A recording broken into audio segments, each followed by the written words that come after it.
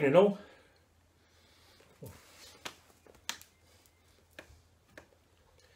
The weather's turned very warm here. So I'd have to warn you, I'm wearing shorts. So you are going to get sight of the occasional flash of my white knobbly knees. I do apologise in advance. But it's been very warm here today. I'm going to stick some music on first.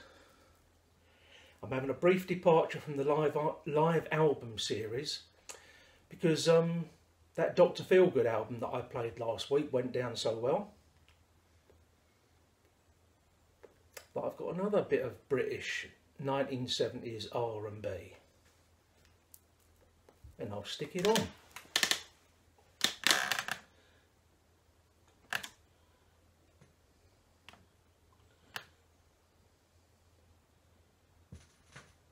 There are a couple of live tracks on this actually, but it's mainly a studio album. It's not very flattering, is it?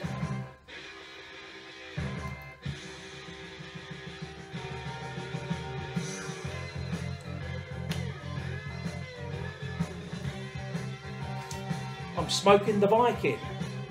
You haven't seen that for a while. And in it,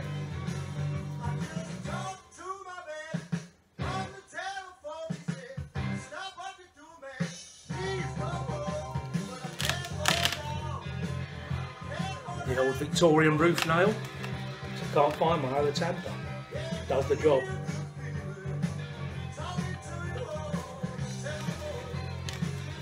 I'm smoking, and you're never going to be able to see that, I don't suppose.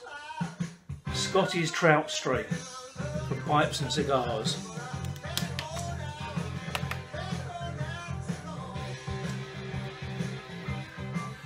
It's just the camera angle. I'm really very svelte, you know. It's not this chair, because it is so deep and sort of semi-reclines. It's not going to flatter many people, but me especially.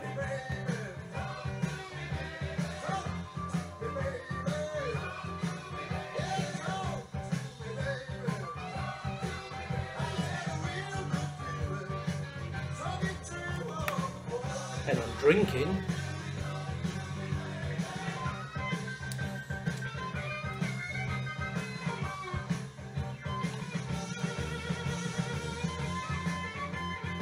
once again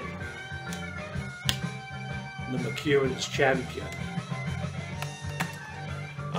I'm liking this beer a bit too much.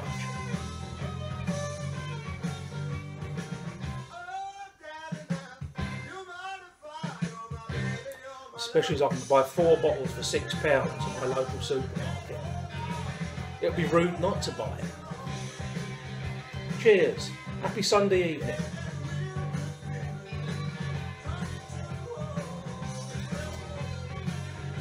Spring is here and summer's on the way.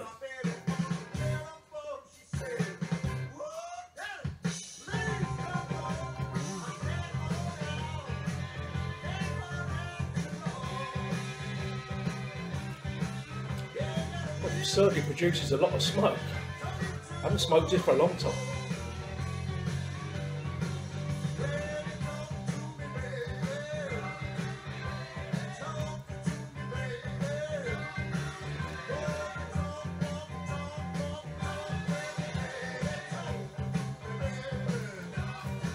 This is a band, they're still going, which amazed me. An English band formed in about 1979 by Paul Jones, who was the original singer with Manfred Mann, of course a big group, big 60s beat generation kind of group here in England. Don't know if they had any success elsewhere. Paul Jones was the original singer with them. Can't remember who replaced him. But he went off to launch a solo career. And then obviously decided to go back to his roots in the late 70s.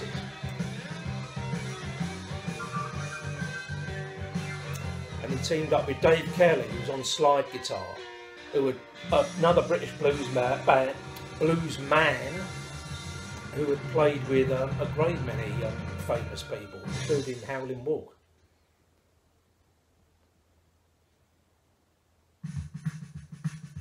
And there was another member of Manfred Mann joined him as well, and yeah.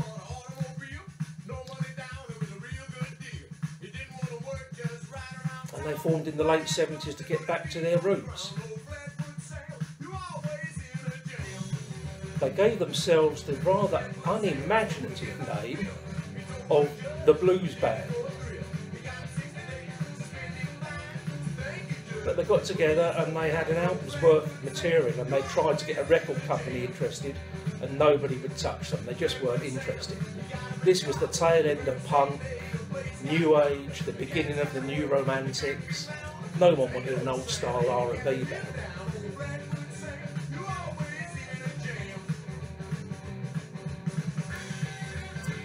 And so what they did was they paid and had the album made themselves. I think they had about 3,000 done. A plain white cardboard cover.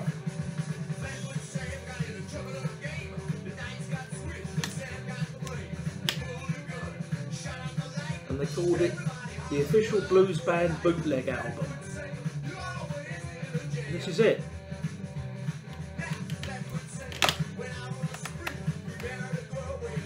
Great stuff.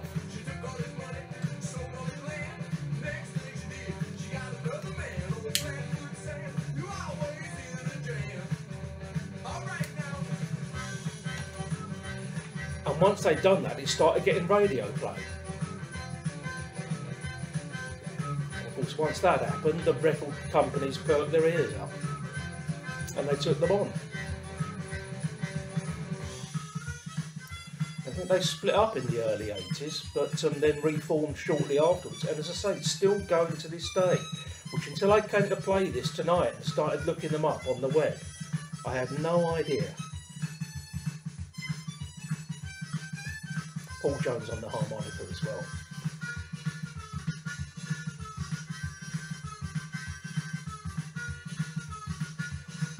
And I actually saw them play live just after this came out.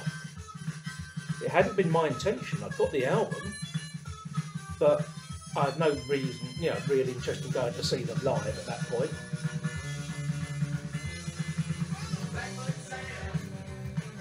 And me and my girlfriend at the time, we were living together. We were both into music, big style.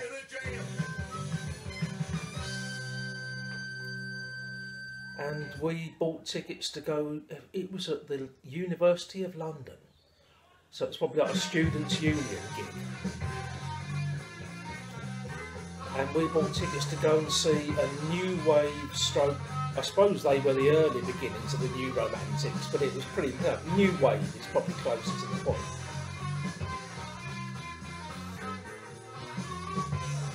A band that rejoiced in the name of the Monochrome Set. I've got a couple of their albums. I might play them sometime. Although, I think they probably dated fairly badly. But yeah, we had tickets to go to the University of London to see the Monochrome Set. And then they had to cancel the gig for some reason, whether it was illness, something like that. And for Lord knows what reason, presumably because they were the only band they could get, they booked this band instead, and we had the choice of having a refund or going to see them. And I say, I'd already got the album, so we went to see them. Like I said, it was like a students' union venue, which for those outside the UK or whatever, I mean, basically it was very Spartan. No seats, it was all standing, fairly low stage. And we were right up at the front. I virtually had my chin resting on the stage. And they came on and they played a blinding set. Absolutely fantastic. These blokes that were like, by then, in their mid-30s, which ancient. I was only in my mid-20s, and I was just a mere youth.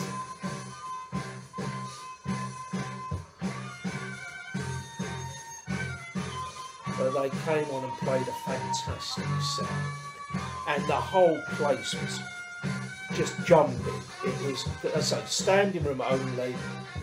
The sweat was practically dripping off the walls.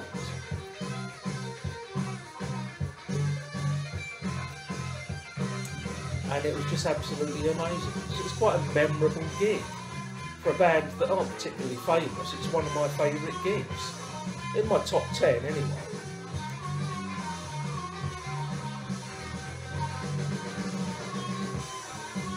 And I remember at the time, like the University of London was right in central London, up around Russell Square. This would have been about 1979, 1980. And my girlfriend and I, we lived in West London, in Notting Hill, just off a road called Ladbroke Grove. And in those days, there was no all 24-hour public transport. And I think the gig had overrun, and we came out and there was no way of getting back. Like London Underground stopped at a certain time, the buses stopped. I don't think there were even night buses then.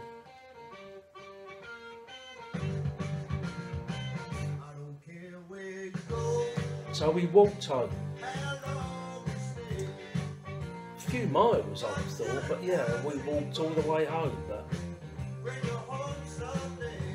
we were young, and that was the kind of thing you did, wasn't it?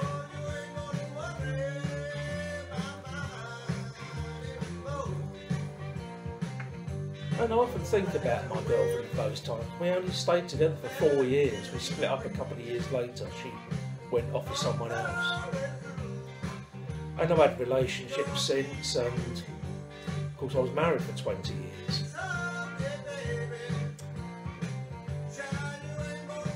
But I think if I dwell on it a lot, I realise that she was the love of my life. I think we all have one, don't we? And I probably think about her more than... It sounds like a terrible thing to say, but I probably think about her more than I think about my ex-wife. Let's not get started on all that.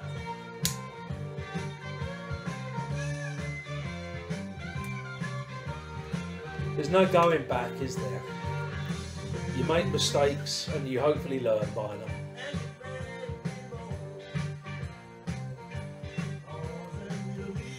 Let's just pause for a moment's reflection on the music.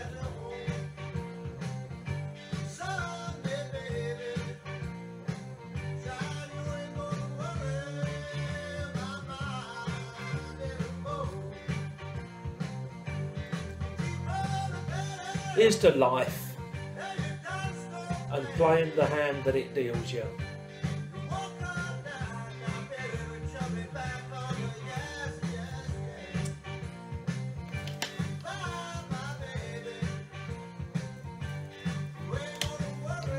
My other Wilco t-shirt.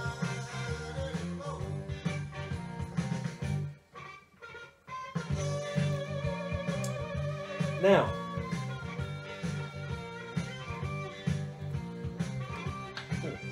by the way, I do apologise if I'm looking a bit flushed. As I've mentioned, the weather has turned extremely warm here in London. And it's not till you get out in the sun you realise just how hot it is. It's unseasonably hot. This is the hottest May bank holiday weekend we've had for, I think I'd say 20 years. And I sat out in the back garden earlier. Back jungle basically. I've still got to tidy it up before I can film out there. But I sat out there, and I've explained this in previous videos. I only get a very brief window where the sun actually reaches into my garden because of the location of the house, the whole works. And I was only out there for about 20 minutes. But I'm glad I came in when I did. Not that I'm complaining, because I love the sun.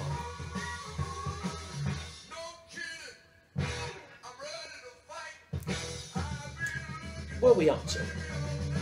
Can't see because I haven't got my glasses on. I've added some extra candles. That gives quite a nice effect, I think. Like I say, candles, most of them are tea lights, little night lights.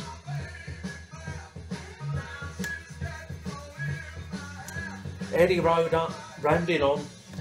A new sub to me, Sally Button, because she's a fellow incense lover. And candles as well, and beer too. But I love candles, I love incense, I love beer. When I say the word beer, I can have a drink.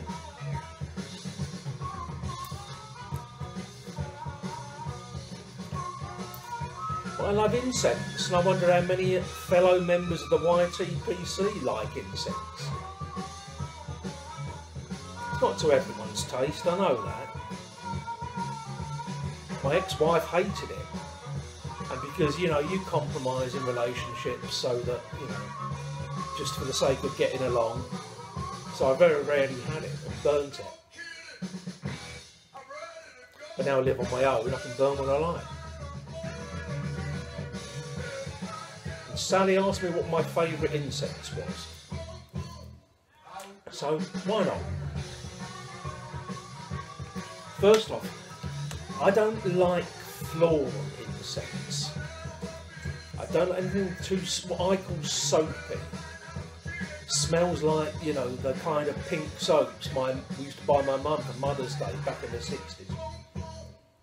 I don't like anything too floral. I like spicy, I like herbal, but nothing too flowery.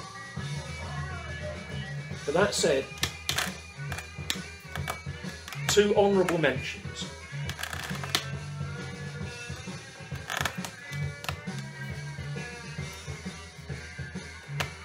My daughter went to Japan last year and she bought me back this.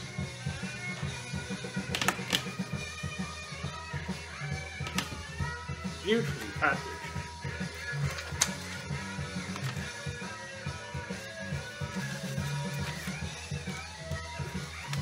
They're not joss sticks, they're solid sticks of incense, so there's no wooden core to it. And she also bought me back these as well. It's all in Japanese, there's no point me trying to say what the name is. But they are a tad too floral for me. But because she bought them for me, they have a special place for me. And I do burn them now and again. But I've got a top 3. And if any of you out there are into incense and have other recommendations, I'll be glad to hear them. The album's finished.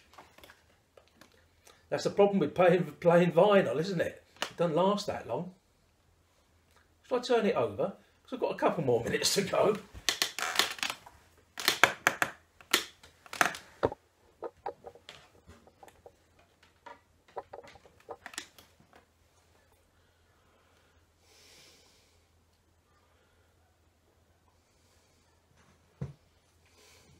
Why not? Spoil ourselves. Oh, the legs, the legs.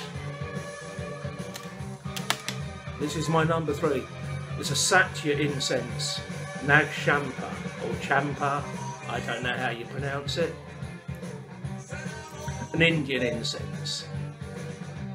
Really like them.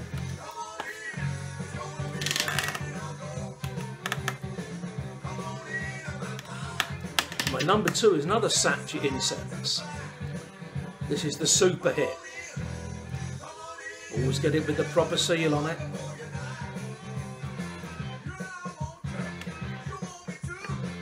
And very, very nice. Those 2 are joss sticks, of course. Hand rolled around a wooden core. I think they've changed the formula a bit over the past couple of years and tended more towards the floral side, but even so, they are still by number 3 and number 2. But my number 1 incense by a long way, because I love this stuff.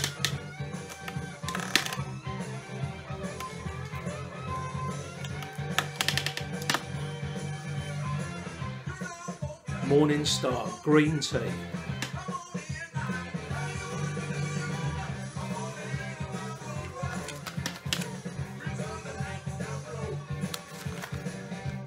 Once again, solid sticks of incense. I love that stuff. It's got a very herbal, leafy, woody scent to it. Totally different from anything else that I've ever used. And that's my number 1 incense.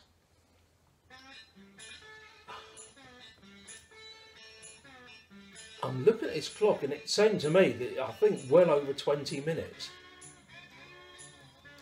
Don't time roll by when you just faff it on. Come and see the ladies and gentlemen. Come on. There he is.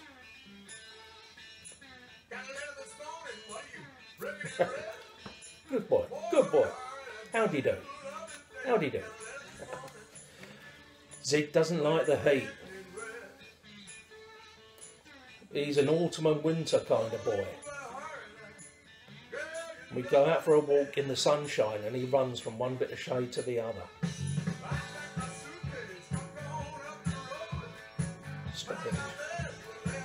Any road up, I think I've really better call a halt to this one. I don't know how I've gone on so long. Don't know why it still comes as a surprise to me. So I'm going to go off and listen to a bit more music. Maybe find a film to watch or a documentary. And chillax. I don't think anybody has said chillax for many years, but you know, no one expects me to be up to date with the latest jargon. So it only remains for me to say, happy Sunday evening all. I apologise for my white knobbly knees coming into shot, my big belly, but believe me, it's all to do with the camera angle. It doesn't. I've got a 6-pack there. And I wish you all a happy Sunday and hope to speak to you again soon. Cheers all, and let me know if any of you like incense too. I'd be interested to hear it.